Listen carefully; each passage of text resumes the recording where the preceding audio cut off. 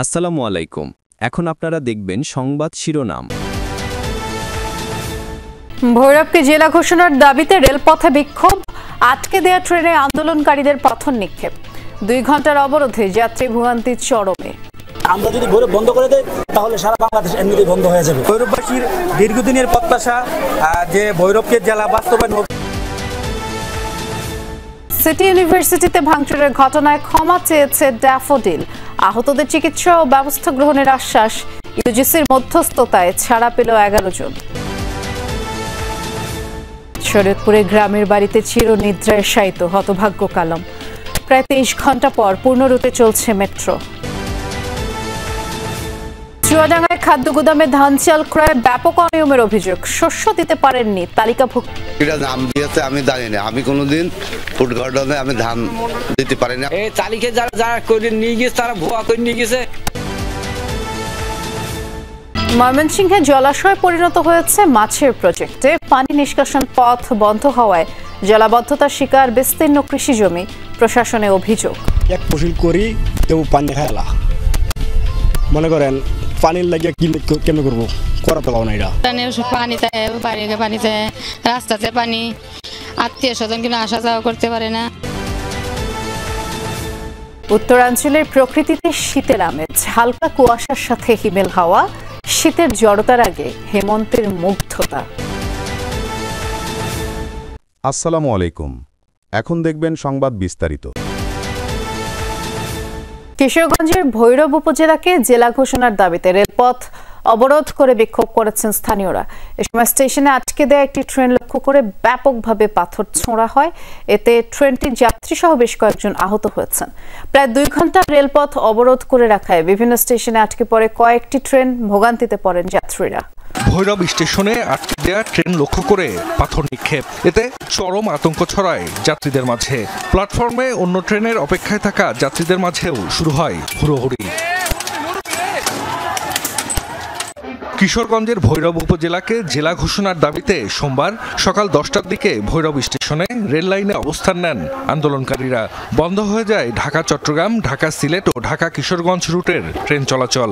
Railway স্টেশনে শান্তিপূর্ণভাবে blockade কর্মসূচি পালন করতেছিলাম, এক পর্যায়ে দেখা যায় আমাদের মধ্যে কোনো তৃতীয় পক্ষ ঢুকা এটাই শুরু করছে। এটার জন্য আমরা আন্তরিকভাবে দুঃখিত। আজকের যে অবরোধ আন্দোলন, এটি ভৈরববাসীর দীর্ঘদিনের প্রত্যাশা যে ভৈরবকে জেলা বাস্তবায়ন হবে। আমরা যদি ভৈরব বন্ধ করে দেই তাহলে সারা বাংলাদেশ এমনিতেই বন্ধ হয়ে যাবে, কারণ কয়েকটা বিভাগের রেলপথ এবং সড়ক পথ আমাদের ভৈরবের উপর দিয়ে। সিটি ইউনিভার্সিটিতে ভাঙচুরের ঘটনায় ক্ষমা প্রার্থনা করেছে ড্যাফোডিল বিশ্ববিদ্যালয় কর্তৃপক্ষ। আহতদের চিকিৎসা ও জড়িতদের বিরুদ্ধে ব্যবস্থা গ্রহণের আশ্বাসও দিয়েছেন তারা।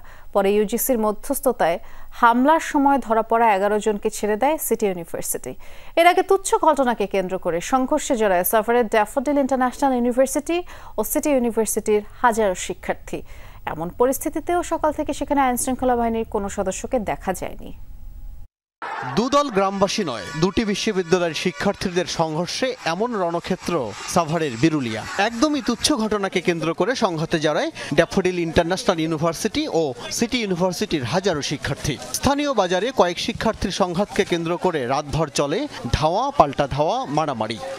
ঘটনাটা আসলে একদম একটা ছোটখাটো বিষয় থেকে শুরু হয়েছিল, যে কি তারা সিটি ইউনিভার্সিটির শিক্ষার্থীরা আমাদের একজন শিক্ষার্থীর গায়ে থুতু মেরেছিল। পরে তারা আবার বললো যে কি থুতু হ্যাডম দেখাচ্ছে, এরকম একটা কথা বল। সংঘর্ষের সময় সিটি ইউনিভার্সিটির ক্যাম্পাসে ব্যাপক ভাঙচুরের ঘটনা ঘটে। সেখানে 2টি বাসে আগুন দেওয়া হয়। ভাঙচুরের শিকার হয় প্রতিষ্ঠানটির বাইক, মাইক্রো, প্রাইভেট কার সহ ভবনের দরজা, জানালা, আসবাবপত্র। ঘটে লুটপাটের ঘটনা। রাজধানীর ফার্মগেটে মেট্রো রেলের পিলারের বিয়ারিং প্যাড মাথায় পড়ে নিহত আবুল কালামের দাফন সম্পন্ন হয়েছে।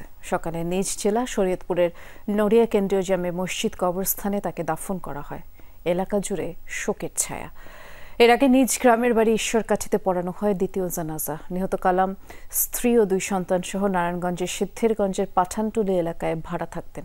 এ ঘটনার সুষ্ঠু তদন্ত চান নিহতের স্বজনরা।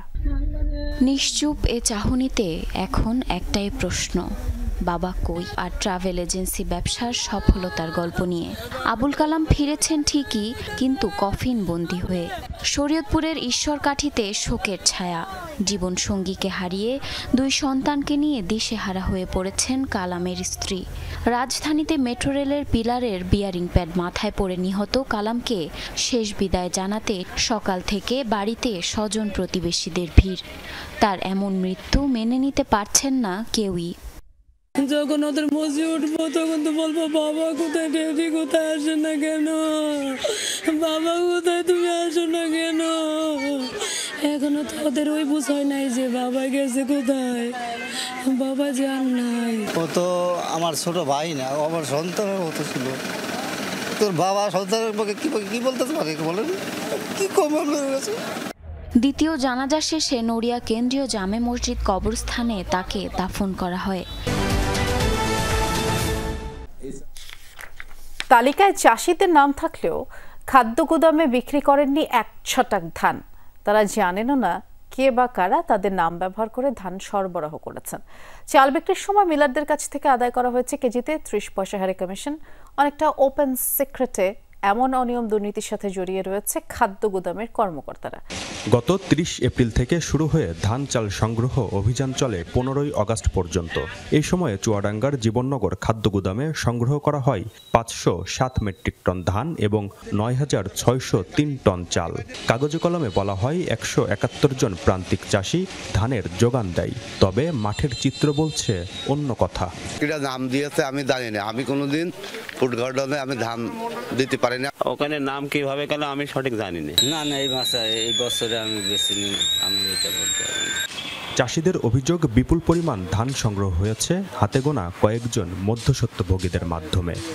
এই তালিকা যারা করে নিয়ে গেছে তারা ভুয়া করে নিয়ে। আমন মৌসুম, অথচ ময়মনসিংহের একটি বিস্তীর্ণ এলাকার কৃষিজমি এখন জলাবদ্ধতার শিকার। একসময়ের জলাশয় গজারিয়া বিল এখন পরিণত হয়েছে মৎস্য চাষের প্রজেক্টে। এতে করে বন্ধ হয়েছে স্বাভাবিক পানির নিষ্কাশন, যার ফলে আমন মৌসুমে প্রতি বছর তলিয়ে যাচ্ছে কৃষিজমি। সমস্যা সমাধানে স্থানীয় প্রশাসনের কাছে অভিযোগ দিয়েছে ভুক্তভোগীরা। ময়মনসিংহের চর হরিপুর এলাকার গজারিয়া বিল এটি।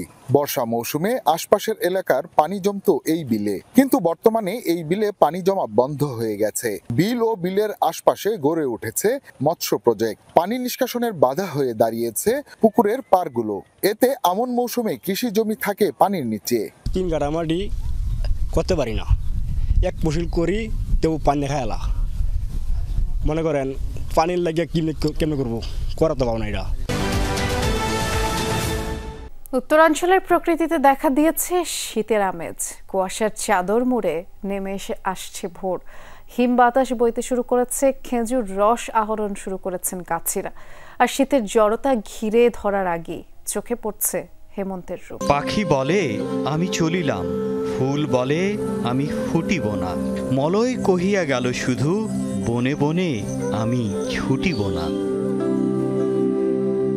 রবি ঠাকুরের কবিতায় শীত যেন এক নিঝুম আবছায়া। নবান্নের ঘ্রাণ মেঠো পথ ধরে নিয়ে যায়